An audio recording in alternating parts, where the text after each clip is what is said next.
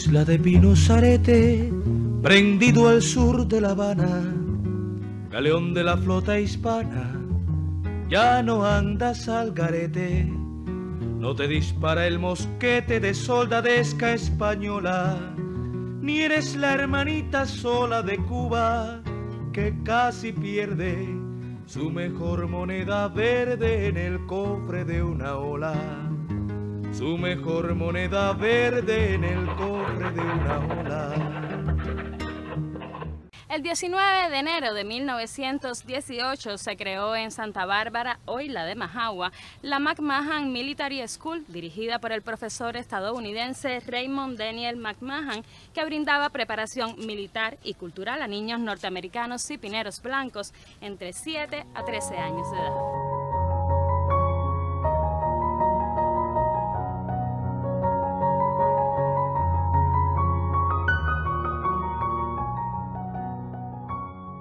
Recordemos que Santa Bárbara, hoy la de Majagua, fue uno de los principales asentamientos de los colonos norteamericanos y un orgullo por su nivel de urbanización y su arquitectura. Allí existían un hotel, un club social, tiendas mixtas, escuelas y 2 centros para empacar vegetales, entre otras importantes instalaciones. Es decir, que el asentamiento de la Escuela Militar McMahon en este poblado no era fortuito.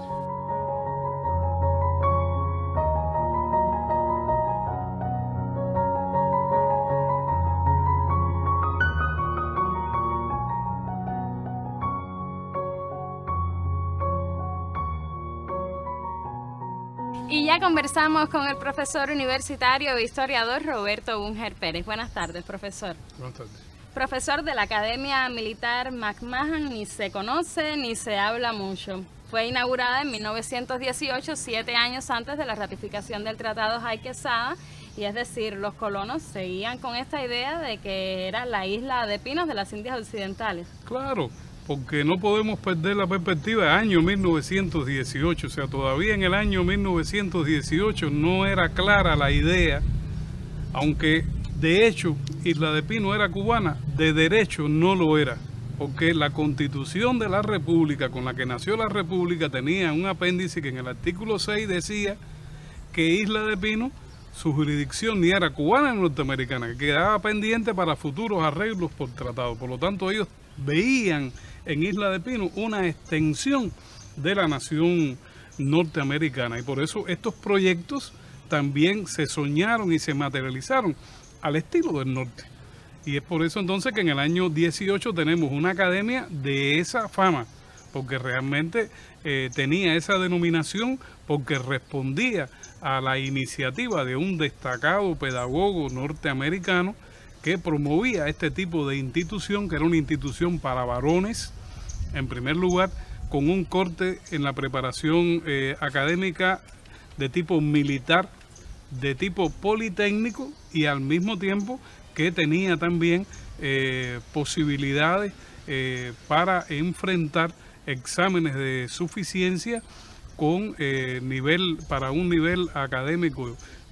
superior. Y es por eso entonces que hicieron matrícula en esta institución estudiantes de los Estados Unidos, hasta 13 años varones, del resto del país y particularmente de la entonces Isla de Pino.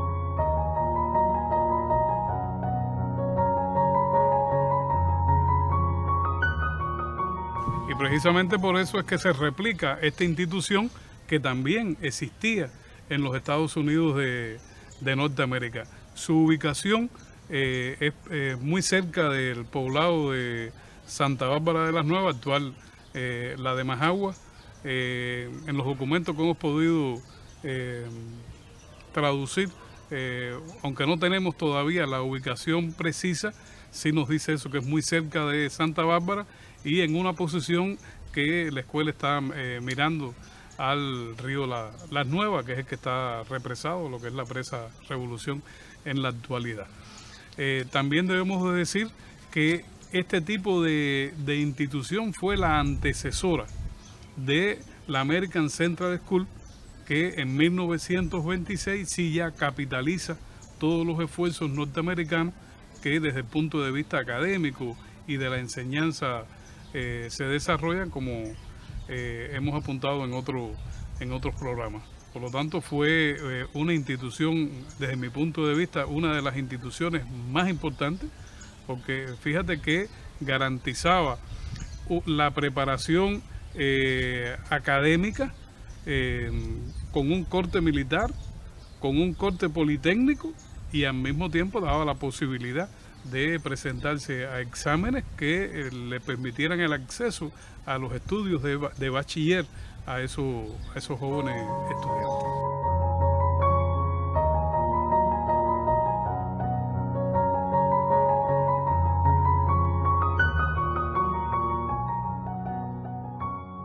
Las escuelas públicas en la isla se numeraban. La número 1 estaba en Nueva Gerona, la 2 era en La Fe, la 3 en la de Majagua y la 4 en Sierra Caballos. Entre los profesores de estos centros se encontraban personalidades ilustres de la sociedad pinera, entre ellos Enrique Bayo, Luis de la Maza Arredondo, quien también llegó a ser director. Y profesor, ¿qué podemos decir de estos maestros ilustres? Bueno, realmente los pineros tuvimos la dicha en esos años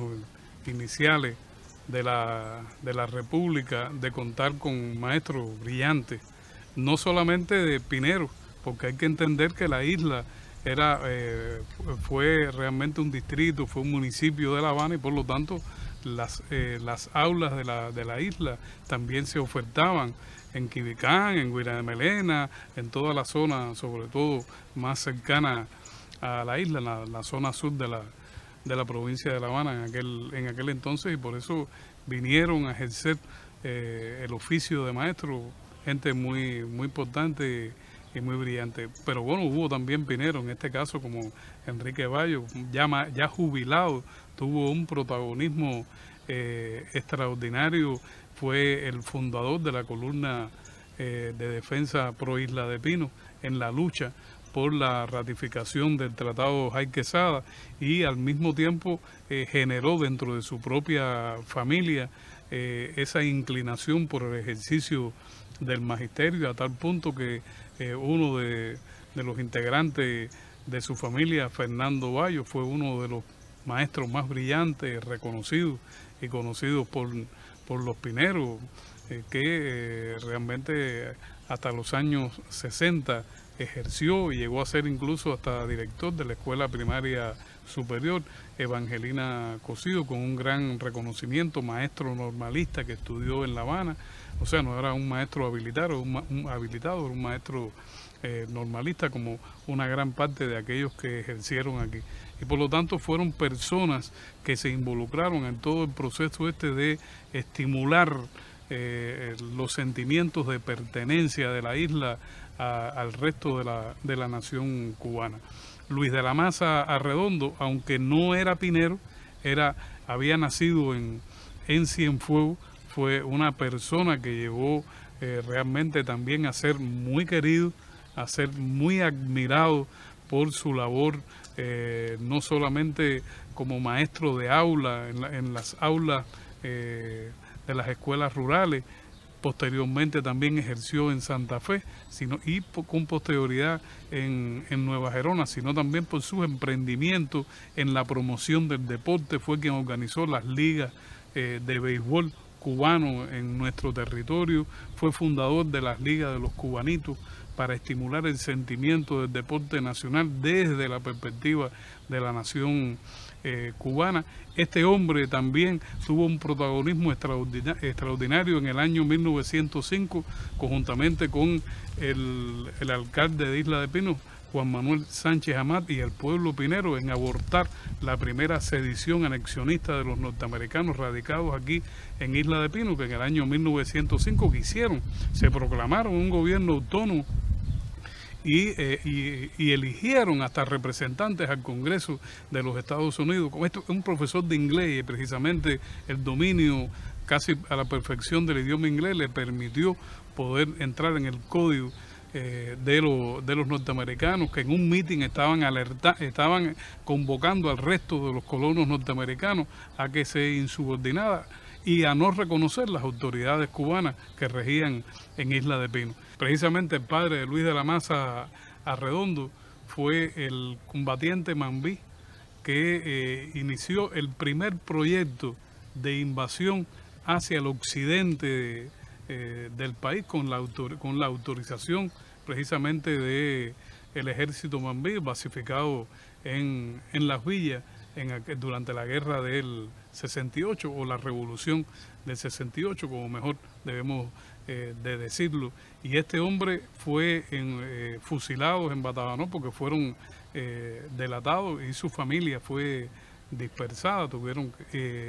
una familia muy grande, sobre todo de hijos, la mayoría hijos varones, entre los cuales se encontraba Luis de la Maza Arredondo, que posteriormente se traslada a Isla de Pino y fue heredero de esa actitud, de ese primer Mambí que trató de desarrollar una invasión de Oriente a Occidente para poder extender la guerra a toda la nación cubana. Y en la combinación con el alcalde Pinero, que había sido el jefe de la escolta, la última escolta de Maceo en la provincia de La Habana, se fundió en un solo crisol la nacionalidad cubana para enfrentar todo tipo de posición anexionista. Estos hombres fueron los que transmitieron ese sentir, ese sentimiento que a veces es inexplicable. ¿Cómo es posible que una población tan escasa, tan pequeña, con una influencia extranjera tan grande, con una presencia norteamericana tan grande, no fuese capaz de imponerse a este tipo de acción política anexionista y defender, como lo hizo siempre, la unidad nacional? O sea, ese magisterio, Pinero, a través de esos maestros, evidentemente ayudó a solidificar la unidad nacional en este territorio de nuestra nación.